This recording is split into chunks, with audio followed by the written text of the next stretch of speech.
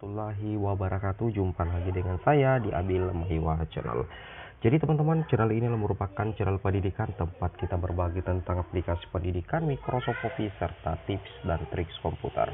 Jadi pada video kali ini kembali lagi kami akan berbagi sebuah video informasi terkait solusi pemerintah di tengah isu PHK guru honorer yang tidak lulus seleksi atau tidak lolos P3K tahap 1, 2, dan 3. Di sini teman-teman jangan khawatir, pemerintah sudah siapkan formulasinya. Tanpa basa-basi lagi, kita langsung saja ke informasinya. Jadi di sini sebuah artikel mengatakan bahwasanya sebenarnya masalah utama P3K Guru 2021 bukan pada NIP P3K. Ini kata Pak Sutopo kepada jpn.com tanggal 2 bulan 1 2021. Jadi tentunya informasi ini adalah merupakan informasi yang terbaru yang teman-teman ya, yang dirangkum melalui media elektronik yang cukup terkenal, yaitu jpnn.com. Nah, di sini kami ingin memberikan sedikit pemahaman bahwasanya ada isu yang berkembang ya, baik di media sosial, media elektronik, bahwasanya guru-guru honorer negeri yang tidak lolos ya, atau guru honorer yang tidak lolos seleksi P3K tahap 1, 2 atau bahkan 3 nantinya, itu kemungkinan besar akan tersingkir dari sekolah induknya karena digantikan oleh rekan-rekan guru yang lolos passing grade dan mengisi formasi seperti itu. Dan tentunya ini menjadi momok menakutkan bagi sebagian besar teman-teman guru honorer yang tidak lolos menjadi ASN P3K di tahun 2021. Alasannya mungkin adalah karena teman-teman tidak akan mendapatkan jam mengajar lagi. Jadi secara otomatis ada mungkin ya istilahnya pimpinan sekolah yang memberikan instruksi agar mencari sekolah baru. Namun jika momentum atau tujuan teman-teman ingin menjadi P3K guru, meskipun ada ya guru honorer yang akan menggantikan posisi teman-teman di sekolah induk teman-teman, itu tidak akan mempengaruhi posisi teman-teman jika mendaftar di P3K guru di tahun 2022. Kenapa? Alasannya adalah di pendaftaran P3K guru itu tidak melihat berapa jam teman-teman mengajar di sekolah, tapi yang dinilai dan dicatat oleh servernya Kemendikbud dan Panselnas adalah apakah teman-teman terdaftar di Dapodik. Yang kedua adalah apakah teman-teman aktif selama 3 tahun terakhir di Dapodik dan di sekolah. Nah, itulah yang akan diperhitungkan di seleksi P3K. Jadi tidak dilihat terkait dengan beban mengajar. Jadi tidak ada alasan sih sebenarnya. Kalau menurut admin pribadi, itu tidak ada alasan untuk istilahnya mem-PHK-kan guru honorer yang tidak menjadi guru ASN P3K guru di tahun 2021. Nah, kalau terkait dengan insentif dari dana BOS, itu kan sebenarnya sudah ada juknisnya ya, sudah ada juknis di juknis dana BOS. Jadi tentunya guru-guru honorer juga mengerti dong ya, tentunya guru-guru honorer juga mengerti apakah layak atau tidak untuk mendapatkan insentif dari sekolah. Tetapi sekali lagi yang admin katakan bahwasanya tujuan kita guru honorer adalah bagaimana untuk menjadi ASN P3K. Seperti itu ya. Nah, jadi tidak ada sangkut pautnya atau tidak ada halangan bagi teman-teman guru honorer yang sekolah induknya nanti itu dimasuki oleh guru dari sekolah lain seperti itu. Oke, kita coba lanjut lagi ke informasinya. Nah, di sini dikatakan bahwasanya NIP P3K lanjutnya hanya persoalan waktu karena cepat atau lambat itu pasti diproses. Masalah utama adalah akan terjadi pemutusan hubungan kerja P3K besar-besaran atau PHK. Ratusan ribu guru honorer yang tidak lulus formasi P3K guru tahap 1 dan 2 itu akan terdepak dari sekolah induknya. Nah, di sini admin sepertinya kurang sependapat ya. Karena kenapa? Yang harus teman-teman pahami bahwa tujuan kita untuk mengabdi di sekolah adalah menjadi PNS atau menjadi P3K. Nah, sepertinya itu tidak ada urusannya jika misalkan ada guru honorer lain masuk ke sekolah kita, lantas kita tidak bisa mengikuti tes P3K. Nah, teman-teman pikirkan sendiri ya.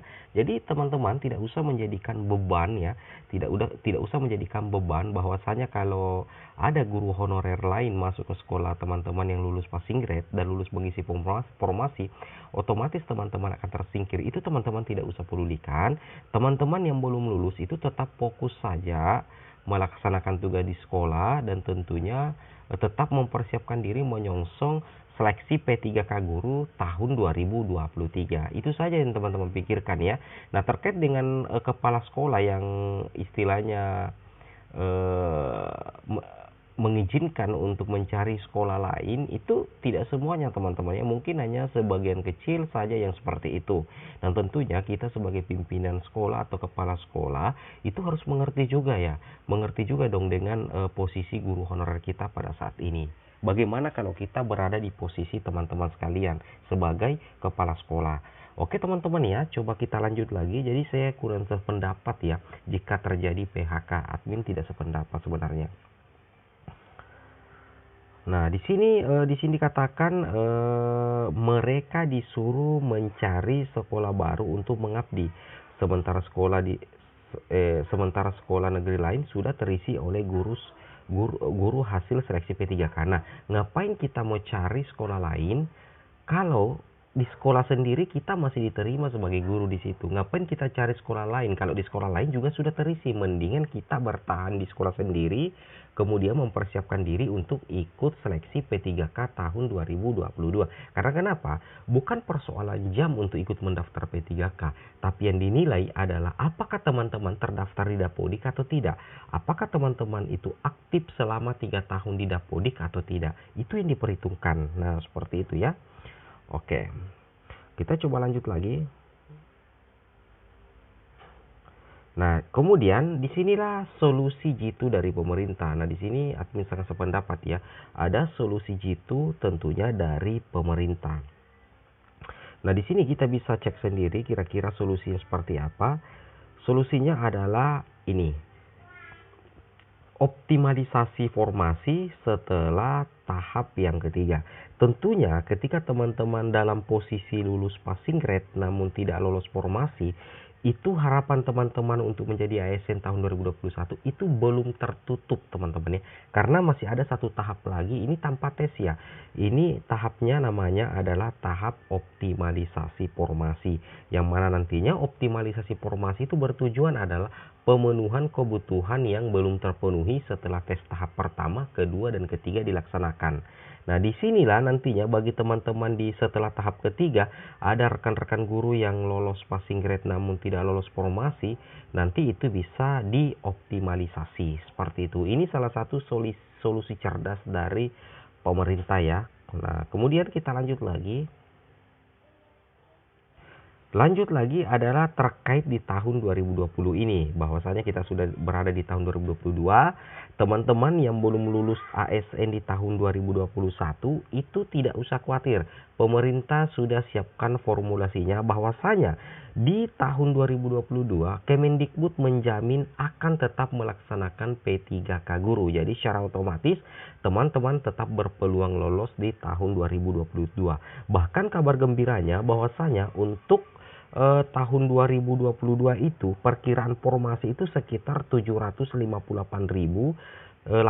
orang. Jadi jauh lebih besar daripada formasi P3K tahun 2021.